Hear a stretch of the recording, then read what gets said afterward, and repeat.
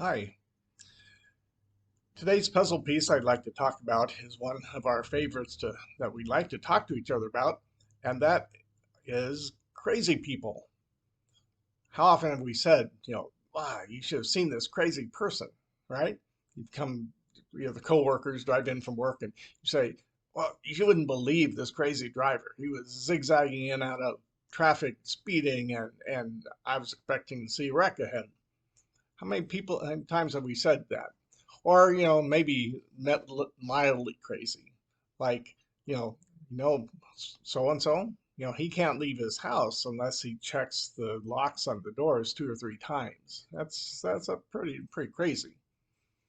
We like to kind of talk about crazy people, I think. That's what we call them anyway, because I think it helps us to believe that we are normal, whatever normal means, that we are not crazy.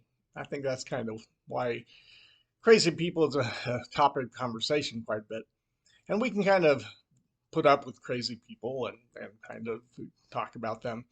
They don't really bother us until they affect our lives. So we have a boss who's a micromanager, and he's crazy about it. He's looking over my shoulder every minute, and I'll complain and to others, and I'll say that's just crazy. It doesn't even help the work at all. you know, or my spouse. She thinks that everything has to be perfect. All the linens have to be arranged in perfect order. All the different colors of clothes have to be in the closet have to be arranged a certain way. She's just crazy about it. When those people that are different than us kind of affect us that way, then it gets a little harder. We complain about it more. It makes it difficult for us. Now, of course, we call them crazy, but it's better definition, a different definition would be that, you know, it's a person who behaves in a way that we don't know why. We don't understand the reasons why they behave that way. That's the people we usually call crazy. Now, I've learned that in my working with people, people don't do things just for no reason. They don't do things just to be crazy. They do things for a reason. And a lot of times there's a good reason for why they do what they do. And we don't know it most of the time, but I hear about it when people tell me why they do what they do. So people do things for a reason. I was just heard an example of a woman who couldn't drive down this one street that went past this particular fire station in her hometown. And people who didn't know why thought she was kind of crazy. Why can't you drive down that street? It's just like every other street. Well, then she said, well, that's the fire station uh, where I was told that my child had been killed in the Sandy Hook shooting in the school. And the trauma was so awful, I couldn't bear to go past that station anymore. I think she said about 10 years that she couldn't do that. Now, knowing the reason why she couldn't drive past that, kind of makes us a little bit more compassionate, maybe, or a little bit less likely to call her crazy. That's the thing.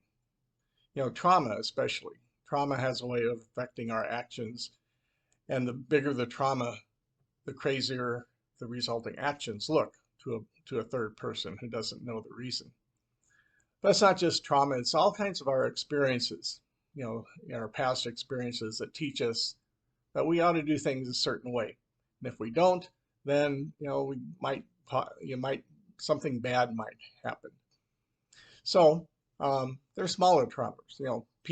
Parents expected a child to get straight A's, and so when that child grows up, they have to be perfect. They have to succeed. They have this like crazy idea of having to be perfect maybe, and that looks crazy to other people, but it came from that experience. And that's why they do it. They can't be in their own minds good unless they get straight A's again.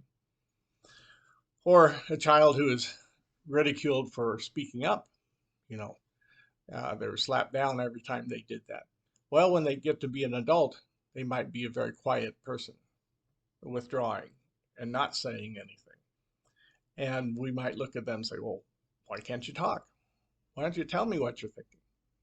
Well, those things have an effect on our actions.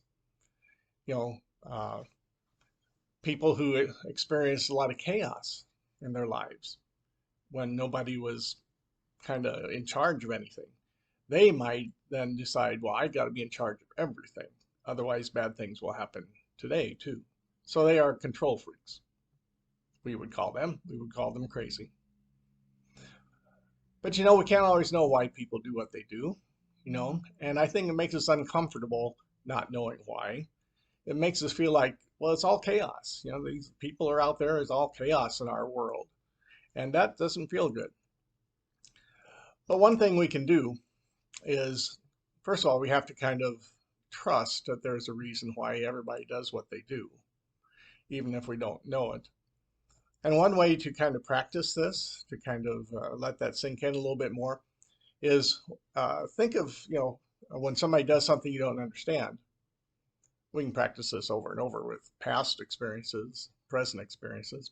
When someone doesn't do when they do something you don't understand, think of 5 reasons why someone might do that. Maybe even why you would do that. 5 reasons for that. So that driver, that crazy driver, we call him crazy. Why are they doing that? Well, I can think of 5 reasons. Well, they may have an emergency at home. Maybe their kids called and the house is on fire or something. Or maybe someone's wife is pregnant and they're rushing them to have a baby. Or maybe somebody's sick and they're taking them to the hospital. Or, lots of different reasons like that. Now, are those any, which of the reasons are the right ones? Well, we don't know. But we're free to choose a reason when we see someone do that. And that may help us make sense of that. Might help us feel a little bit more like, well, it's not just chaos. We're not just surrounded by chaos. We're surrounded by people doing things for reasons, even though we may not know what they are. And it may help us see those people a little bit more like us, especially if we can think of reasons why they're doing what they're doing, same reason what we might be doing that. It might help us bridge the gap a little bit, the differences between us, that they aren't that much different than us. Maybe that'll help us do that.